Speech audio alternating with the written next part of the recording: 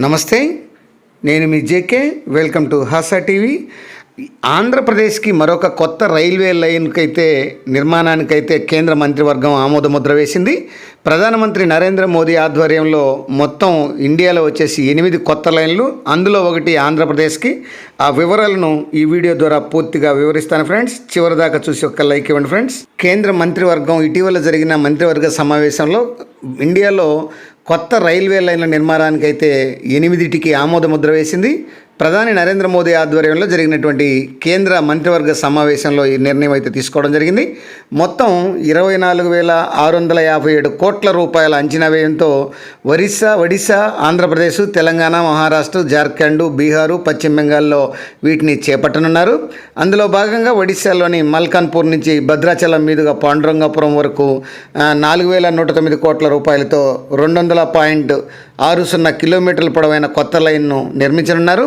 ఇది సాకారమయ్యాక ఆంధ్రప్రదేశ్, తెలంగాణ నుంచి తూర్పు, ఈశాన్య రాష్ట్రాలకు రైల్వే అనుసంధానం అనేది పెరుగుతుంది.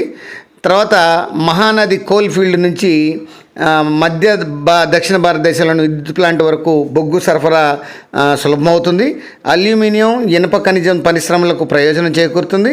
అట్లనే ఆంధ్రప్రదేశ్, తెలంగాణకు చెందినటువంటి వ్యవసాయ ఉత్పత్తులకు మార్కెట్ విస్తృతం అవుతుంది. ఆంధ్రప్రదేశ్లోని తూర్పుగోదావరి, తెలంగాణలోని భద్రాద్రి కొత్తగూడెం జిల్లాలకు సామాజిక, ఆర్థిక అభివృద్ధికి ఈ మార్గం అయితే బాగా దోహదపడనుంది. అట్లనే ప్రకృతి వైపరీత్యాల సమయంలో తీర ప్రాంతానికి వెళ్ళడానికి కూడా కొత్త మార్గం అందుబాటులోకి వస్తుంది. దక్షిణ ఒడిశా, బస్తర్ ప్రాంతం నుంచి దక్షిణానికి 124 కిలోమీటర్ల దూరం తగ్గుతుంది. ఈ రైలు మార్గం నిర్మాణానికి వచ్చేసి 16,97 హెక్టార్ల భూమి అవసరం సేకరించాల్సి ఉంటుంది. భద్రాద్రి పుణ్యక్షేత్రానికి కూడా దేశంలోని వివిధ ప్రాంతాలకు రైలు సంధానం బాగా పెరుగుతుంది. కేంద్ర ప్రభుత్వం ఆమోదించినటువంటి ఈ 8 ప్రాజెక్టుల ద్వారా 7 రాష్ట్రాల్లో సుమారు 900 కిలోమీటర్ల కొత్త లైను అందుబాటులోకి వస్తుంది. మొత్తం 64 కొత్త రైల్వే స్టేషన్లు నిర్మిస్తారు.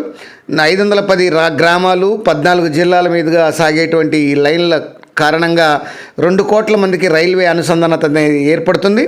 తర్వాత ఏటా 140 మిలియన్ టన్నుల ఈ యొక్క సరుకులను అదనంగా రవాణా చేయొచ్చు. 5 ఏళ్లలోనే వీటిని పూర్తి చేయాలనే లక్ష్యంగా నిర్ణయించుకున్నారు. ఈ లైన్లు అందుబాటులోకి వచ్చాక 32.20 కోట్ల లీటర్ల చమురు దిగుమతి తగ్గడంతో పాటు 0.37 మిలియన్ టన్నుల కర్బన ఉత్పత్తి యొక్క పదార్థాలు తగ్గుతాయి. ఇది 3.5 కోట్ల చెట్ల నాటడంలో సమానమని ఈ సందర్భంగా కేంద్ర రైల్వే మంత్రి కూడా అశ్విన్ వైష్ణవ్ ప్రకటించడం అయితే జరిగింది. ఇప్పుడు ఈ రైల్వే లైను ఎక్కడెక్కడ పోతుంది, ఎప్పటికి పూర్తి చేస్తుంది అనే విషయాన్ని తెలుసుకుందాం. ఇది 2030-2031కి పూర్తి చేయాలని అయితే ఒక లక్ష్యంగా పెట్టుకున్నారు.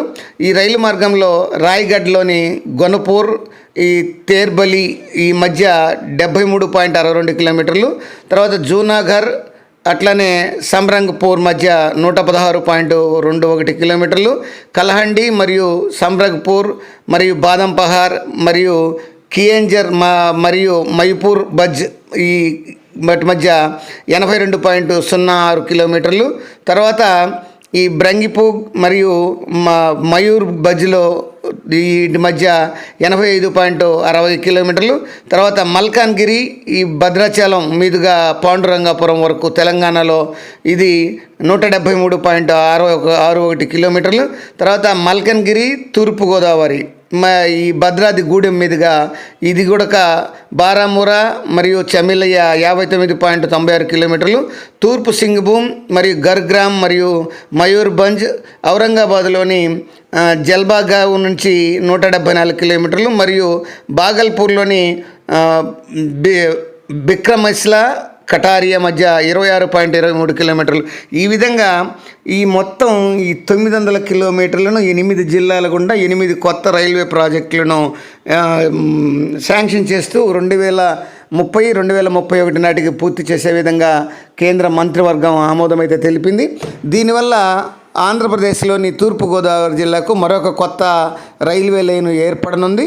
అది ఫ్రెండ్స్ ఆంధ్రప్రదేశ్లో కొత్తగా ఏర్పాటు చేయబోయేటువంటి రైల్వే లైన్ గురించి మరొక వీడియోతో మళ్ళీ మీ ముందు ఉంటాను ఫ్రెండ్స్. జై హింద్.